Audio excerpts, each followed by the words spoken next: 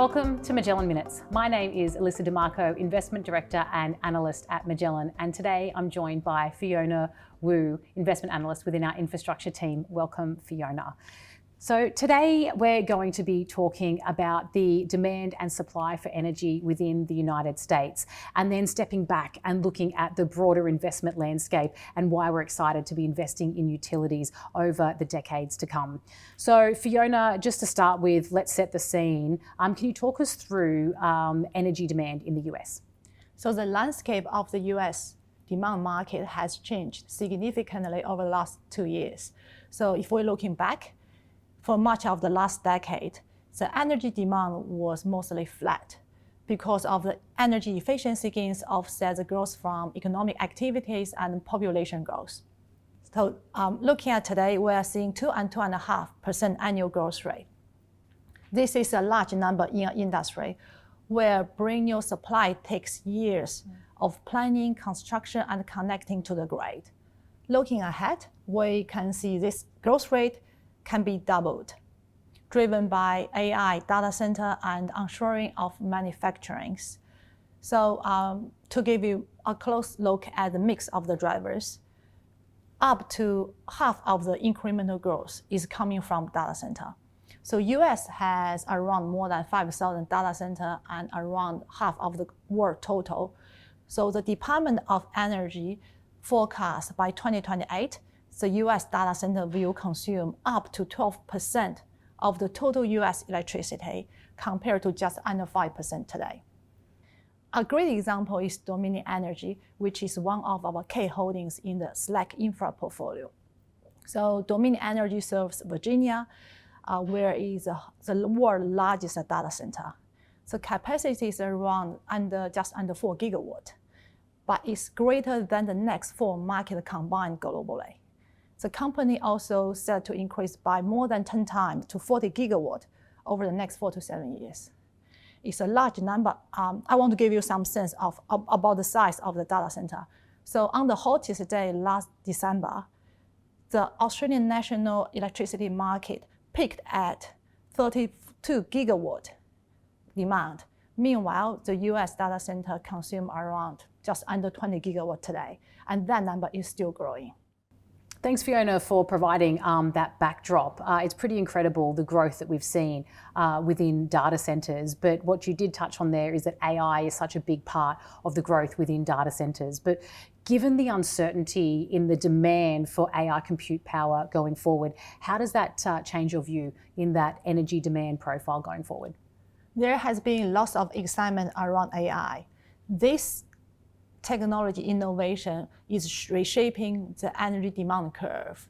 Now the debate is on where it will stabilize. So on one hand, we can see like the AI model getting more efficient. Take the most recent example, DeepSeek, the Chinese AI model, consume significantly less power, and sparkling the debate around whether will be less data center and less electricity will be needed in the future. On the other hand, energy efficiency tend to drive more usage, like you probably see in the mobile phone and also the computer market. As costs going down, AI could penetrate more industry, unlock new applications, and drive even greater electricity demand over time. So at the end of the day, at Magellan, we are not investing in data center because of their unpredictable cash flows. Instead, we're focused on the regulated utilities, providing power to those growing sectors where we see the opportunities. So Fiona, a big part of the discussion in the increased energy demand coming from data centers has been the potential supply from nuclear. Could you talk us through your views on nuclear power? So for years, people has been searching for reliable, clean baseload energy source. Nuclear has been always part of the conversation. So in the last 2 years, it's gained accelerated interest, primarily because of the massive energy demand from data center and AI. So nuclear now is around 20% of the energy mix and remain fairly stable over the years. So Trump's administration has eased some regulatory hurdles, which could speed up the development. But those projects are really complex and capital intensive, with a history of cost overruns and delays. Take the most recent example, Volga nuclear plant in Georgia. It was completed 7 years behind of the schedule and doubled its initial cost. Another interesting point I want to mention is the small modular reactors, SMRs. You might have heard of Amazon's recent deal for its data center on the SMR. So on paper, those SMRs has a potential to be more flexible, scalable, and cost-effective compared to the traditional nuclear plant. But there's a catch. There's none of them under operation in the US, and none of them under construction either. So there's only 2 projects under advanced planning phase. They won't be operational until 2030. So again, at Magellan, we are not investing in merchant power companies because of their exposure to energy price volatilities. But there are some regulated utilities with nuclear assets. They provide reliable, authorized return. This is where we see the opportunities. Thanks, Fiona. That was a very interesting perspective of all of the elements that go into thinking about building out nuclear power. But I think one thing that was quite surprising is that 20% of the grid is already powered by nuclear. Could you talk us through the broader energy mix and where that's at the moment? Yeah, let me break it down for you. So right now, the US energy mix looks like 40% from natural gas, a quarter from renewables, 15% from coal, and 20% from nuclear. So the natural gas and renewables has grown to replace coal plants, while nuclear remains stable over the years. So looking ahead, Trump's executive orders on energy project permitting or funding could shake things up. Looking through the noise and lots of headlines flow around, natural gas will remain the dominant energy source. The renewables have a mixed impact. On one hand, the offshore wind will be at risk under Trump's administration. Solar should continue to grow because it's cheaper and quicker to deploy. To give you some context around solar development, last year, a record 30 gigawatt of utility-scale solar capacity was added to the US grid. It counted around more than 60% of the total new addition last year. So going forward, the Energy Information Administration forecast to add another around 30 to 33 gigawatt this year. So a very interesting dynamic I have to mention is most of the Republican states benefit most from the renewable development. That's why we don't expect a major rolling back on the renewable tax credits. So at the end of the day, US need to grow its supply to match the surging demand. And in the near and medium term, we expect that natural gas and the renewables remain to the primary source of the new additions.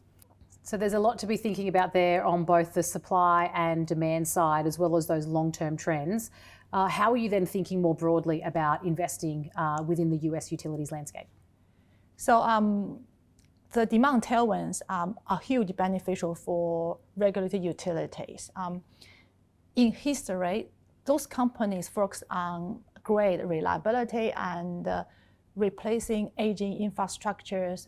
Going forward, there is also about the story of expansion, scaling up to meet the massive demand. So the demand and supply outlook we talked about earlier will require the utility company to invest in 3 key areas. So number 1, generation, producing power. Number 2, transmission, moving power long distance. Number 3, distributions, delivering power to home and business. So that's where we see the investment opportunities for regulated utilities with regular return and predictable cash flow. So for those companies, if they invest $1 capex, they will return around 9 to 10 cents of that $1 capital. This is a very reliable, predictable growth model. So that's great scene setting for us and how we're thinking about the industries, which is really important, Magellan. But as investors, the next step is really the companies that we're investing in. Fiona, can you talk to us about a company that you're really excited about at the moment? That's a very great question. So Excel Energy is a great example. It's one of our key infra holdings. So Excel Energy was amongst the first utilities to announce earning upgrade. In third quarter last year, the company came out, upgrade its capex guidance by around 15%, and also upgrade its earning outlook. What drives that? Because the demand in its service jurisdictions is doubling over the next 5 years. And one thing I forgot to mention earlier is around the custom bills. So when they have large users like data center on the network, it will help spread the fixed cost of the grid, keep customer bill manageable, which is a crucial factor when regulator approving regulatory returns and rate increase. So we're still in the early stage of major transformation on US energy demand, and driven by AI, data center, and manufacturing. That's create a massive investment opportunities for US regulated utilities. Thanks for your insights today, Fiona, and thank you for listening in. Please feel free to share with clients and colleagues.